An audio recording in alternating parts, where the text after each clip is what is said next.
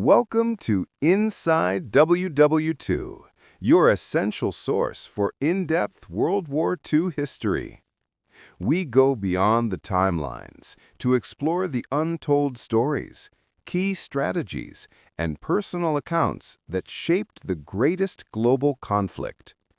If you're looking for high-quality, historically accurate content that truly brings the past to life, subscribe now and join us for the full story. December 20th, 1943. Location: Bremen, Germany, and the skies over the North Sea. Objective: to destroy the Focke-Wulf aircraft factory in Bremen. The beginning of Charlie Brown's mission, B-17 Ye Old Pub. Pilot, Second Lieutenant Charlie Brown, 21 years old. Aircraft B-17 Flying Fortress bomber, nicknamed Ye Old Pub. This was the first combat mission for Brown and his crew. From the beginning of the mission, Brown's plane was ordered to fly in the most dangerous part of the formation, the Purple Heart corner. Serious damage to the plane. Charlie's plane was severely damaged by German flak guns before reaching the target and at the moment of dropping the bomb. The nose of the plane, plexiglass nose, was broken. One of the 4 engines was completely destroyed and another was severely damaged. Large holes were formed in various parts of the aircraft. Oil and oxygen supply lines were torn. As a result of this damage, the plane lost speed and separated from the formation and flew alone. Crew condition: tail gunner Sergeant Ike was shattered by a cannonball and killed. Almost all the other 9 crew members were seriously injured. Some were shot in the eye, some had frozen limbs, some had bullet wounds to the body. Charlie Brown himself was also shot in the shoulder and at one point lost consciousness due to lack of oxygen. The plane lost control and descended to an altitude of less than 3,000 feet. Arrival of Franz Stigler. Pilot, Luftwaffe pilot Franz Stigler, experienced, fighter ace. Stigler was refueling his Messerschmitt Bf-109 at a German airfield. When he saw the crashed American plane flying over his base at an altitude of about 3,000 feet, he quickly took off to finish it off. Stigler would have won the Knight's Cross, one of the highest military awards in Germany, if he had shot down just one American bomber that day. Moment of humanity. When Stigler approached Charlie's plane, he was shocked. He saw the plane was riddled with bullet holes from the cockpit to the tail. The tail gunner's compartment was open and the body was visible. The bloodstream had turned to ice. Almost half of the plane's rudder was gone. To Stigler, shooting down the plane was like shooting at people in parachutes, which was against military courtesy and ethics. He decided that he would not finish off these unarmed and almost dead people. He made this humanitarian decision at the risk of his own life. Because if he let an enemy escape, he could face his own military trial and execution. Making a safe passage, Stigler did not shoot, but flew next to the wing of Charlie's plane. The shocked Charlie Brown initially frightened by him, but there was no malice in his eyes. Stigler gestured for Charlie to choose between 2 options: land in Germany and surrender, or fly to neutral Sweden. Charlie realized that the German pilot was trying to protect him. He slowly flew towards the North Sea. As Charlie's plane flew along the German coast, German flak gunners were on standby. To protect Charlie's plane from flak, Stigler flew his Messerschmitt Bf-109 very close to Charlie's B-17. In formation, this caused the German troops below to think that the plane was flying under Stigler's command and stopped firing. Approaching the English Channel, Stigler saluted Charlie and returned to his country. Charlie Brown's damaged plane somehow managed to return to England. When Charlie reported the incident at the end of the war, it was suppressed as a military secret. Charlie and Stigler found each other almost 45 years later, in 1990, and they developed a deep friendship that lasted until the end of their lives. December 20th, 1943. A high call to humanity. First step: American bombers disaster. 1. Mission start and target. Second Lieutenant Charlie Brown and his crew took off in their B-17 Flying Fortress bomber, Ye Old Pub, to bomb the Focke-Wulf fighter plant in Bremen. This was Charlie's first combat mission. 2. Severe damage. While the plane was dropping bombs on its target, the B-17 was severely damaged by a German flak gun. The plane's plexiglass nose shattered, allowing the -60°C outside temperature to enter the cockpit. 2 of the 4 engines failed. The other 2 were also weak. The plane lost speed and separated from the entire formation and flew alone. 3. The cruise plight. The vulnerable aircraft was attacked by 12 to 15 German fighters, Bf-109s and Fw-190s. Most of the aircraft's 11 machine guns were jammed or damaged. The crew suffered serious injuries. Tail gunner Sergeant Hugh Eckenrod was killed by gunfire. The radio operator was injured in the eye. The ball turret gunner's leg was frostbite. Charlie Brown himself was also shot in the shoulder and at one point lost consciousness due to lack of oxygen. As a result of losing consciousness, the plane lost control and descended to an altitude of about 1,000 feet. Charlie eventually regained consciousness and pulled the aircraft up, but by then it was on the verge of collapse. Second stage, Germany's dilemma. 1. Stigler's chance. German Luftwaffe pilot Franz Stigler, who had already achieved 27 victories, was repairing his damaged Messerschmitt Bf-109 at his base, Jever Airfield. At that moment, Charlie's rickety plane was flying very low. Stigler immediately took off because if he could shoot down just one of his planes that day, he would receive the highest military honor, the Knight's Cross. 2. Humane decision. When Stigler got very close to Charlie's plane, he made the most important decision of his life. Up close he saw, the B-17 was covered in blood and snow. The mangled body of the tail gunner was visible from the tail. Inside, the crew was desperately trying to survive. None of the plane's weapons were effective. Stigler remembered a word from his commanding officer. "If I ever see you shooting at a man in a parachute, I'll shoot you yourself." Stigler thought of Charlie's crashed plane as a parachute in this situation. He thought, "I can't kill these half-dead men." Step 3. Defending in the midst of hostility. 1. Gesture of release. Stigler flew right next to the wing of Charlie's plane without attacking. The terrified Charlie and his wounded crew assumed that this time the German pilot would finish them off. But Stigler made a gesture with his hand. First he gestured to land in Germany, surrender. When Charlie refused, he now gestured to fly to the neutral country of Sweden. 2. Escort and protection. Since Charlie did not fully understand his gesture and was flying towards England, Stigler did an incredible job to ensure their safety. He escorted Charlie's B-17 through his German coastal air defense area and over the North Sea. Whenever the German flak gunner started firing at Charlie's plane, Stigler strategically flew his Messerschmitt Bf-109 very close to Charlie's B-17, in formation, so that the German soldiers below would not accidentally shoot at their own plane. This caused the flak gunners to stop firing.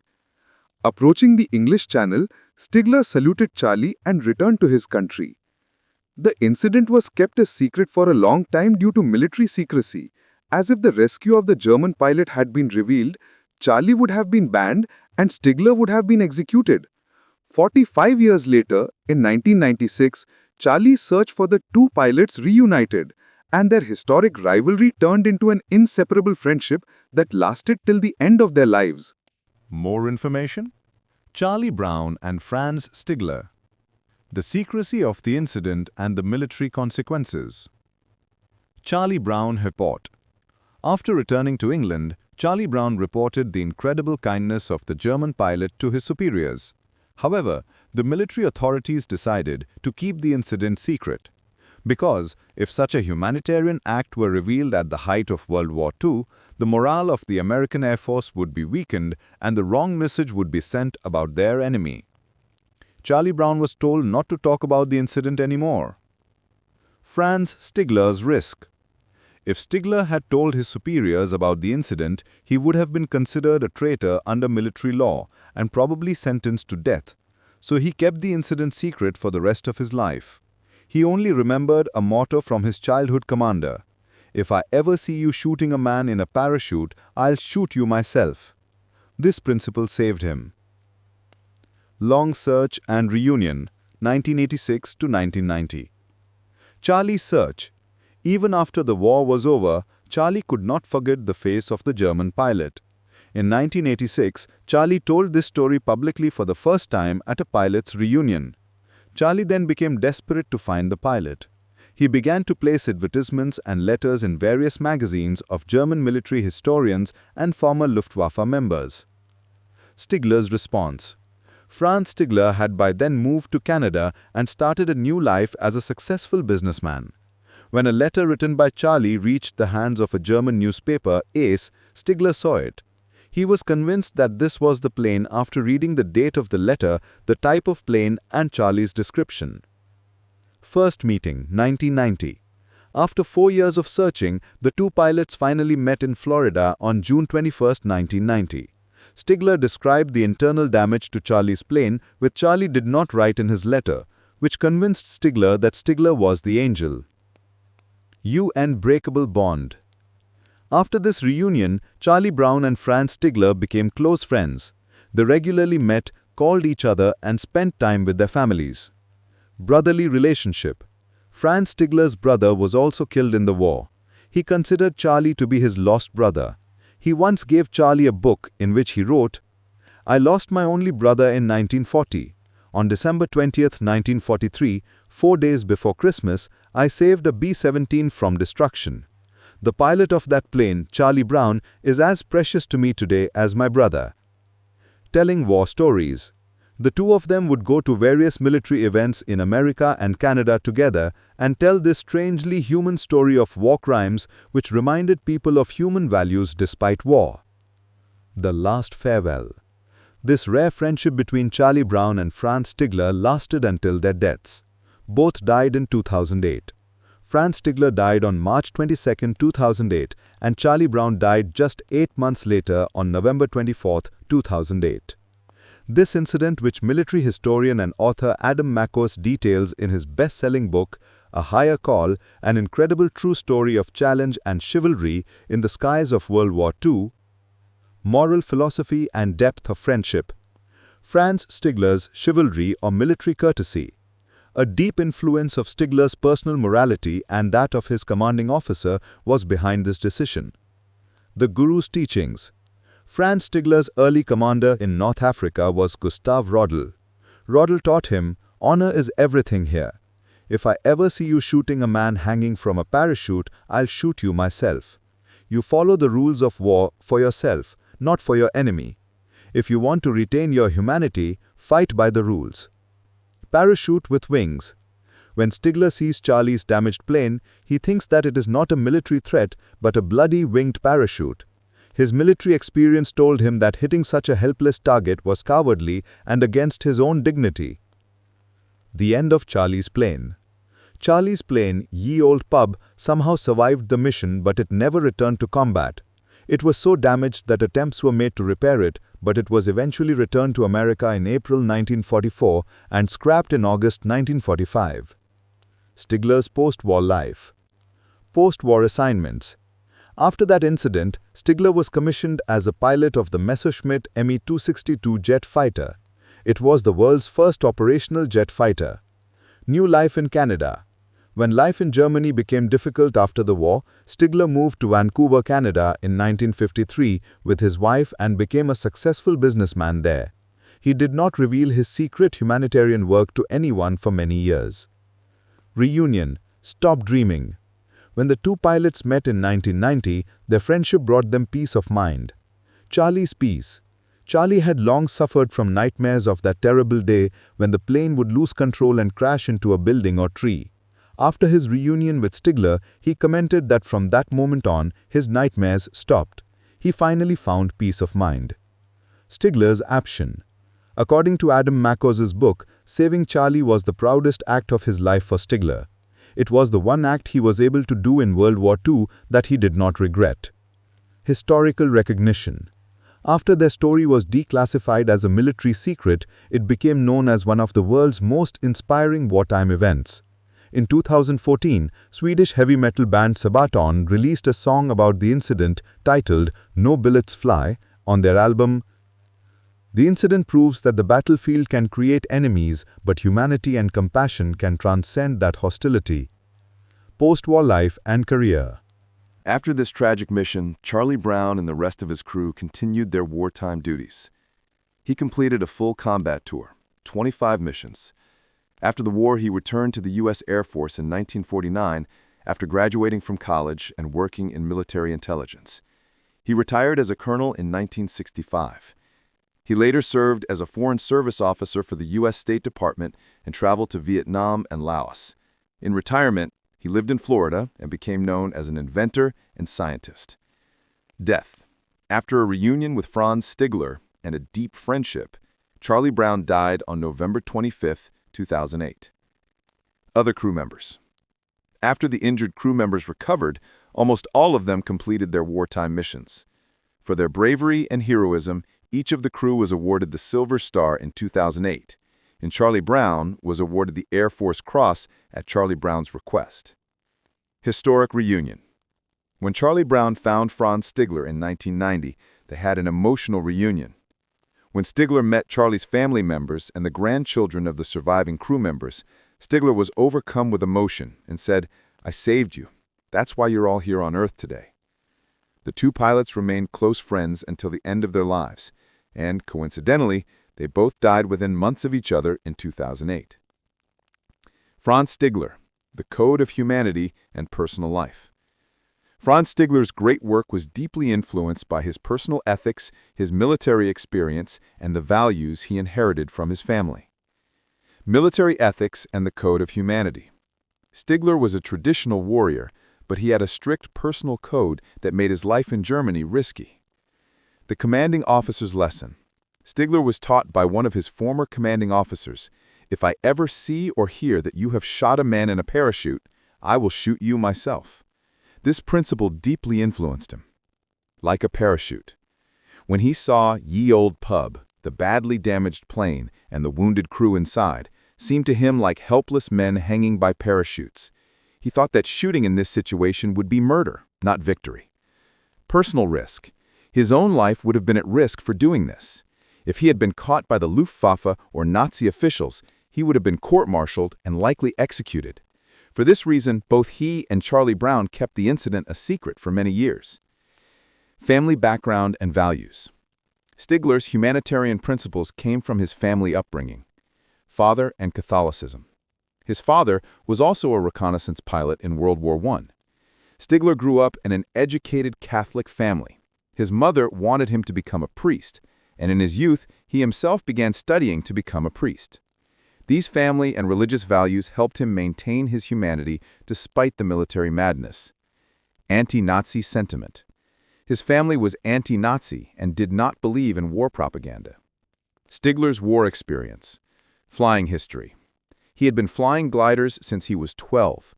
Before World War II, he was an airline captain for Lufthansa. Brother's death. His older brother August Stigler was also a pilot and was shot down in 1940, resulting in his death. This personal loss made him more sympathetic to his enemies, as he knew the value of war. Ace. Stigler had 27 confirmed kills at the time of the Ye Old Pub incident. If he had shot down another bomber that day, he would have been awarded the Knight Cross, Germany's highest military honor, but he voluntarily declined the opportunity. Post-war life and reunification. After the war, he struggled in Germany as his country had lost almost everything to the war. Arrival in Canada. In 1953, he moved with his family to Vancouver, Canada, where he established himself as a successful businessman, logging mechanic, and others. Reunion and friendship. After searching for Charlie Brown for 40 years, he was reunited with Franz Stigler in 1990. This reunion was Stigler's greatest achievement. Charlie Brown's daughter said that Stigler's friendship with him helped Charlie Brown overcome his wartime nightmares. Stigler said that saving Charlie Brown was his only proud act of war. They both died in 2008. Details of the damage to Ye Old Pub, December 20th, 1943. Charlie Brown's plane was hit by at least 15 German fighters, Messerschmitt Bf-109 and Focke-Wulf FW-119 and heavy anti-aircraft guns, or flak, on that day's mission. The damage was so severe that the plane's survival in the air was almost miraculous. Engine and mechanical damage. Engine. Of the plane's 4 engines, only one was fully operational. Engine 2 completely destroyed by the flak. Engine 3 was producing about half power when hit by the German fighter. Engine 4 already damaged and had to be depowered to prevent overheating. Hydraulic system. The plane's hydraulic system was completely destroyed. As a result, the control system became almost ineffective, which made landing and basic control of the aircraft extremely difficult. Electrical and oxygen. The electrical and internal oxygen system were damaged. At this altitude, about 27,000 feet, where the temperature was -60, Charlie Brown lost consciousness once without oxygen, causing the aircraft to lose control and almost descend to the ground. Structural damage. Nose. The plexiglass nose cone in front of the cockpit was completely crushed by the flak. As a result, extremely cold air was entering the cockpit directly. Tail and control surfaces. The port elevator on the tail was partially destroyed. About half of the aircraft's rudder was torn off, making it extremely difficult to control the direction of the aircraft. Fuselage. The main structure of the aircraft was hit by numerous bullets and shells. When Franz Stigler approached the plane, he could see the wounded crew inside through the holes, a testament to the severity of the damage. Crew and weapon damage. Crew casualties. The plane's tail gunner was killed in the attack. In addition, almost all of the crew were injured to some extent. Some of the crew were almost unconscious due to the extreme cold and lack of oxygen. Charlie Brown himself was hit in the shoulder by a fragment of a bullet. Weapon inoperability.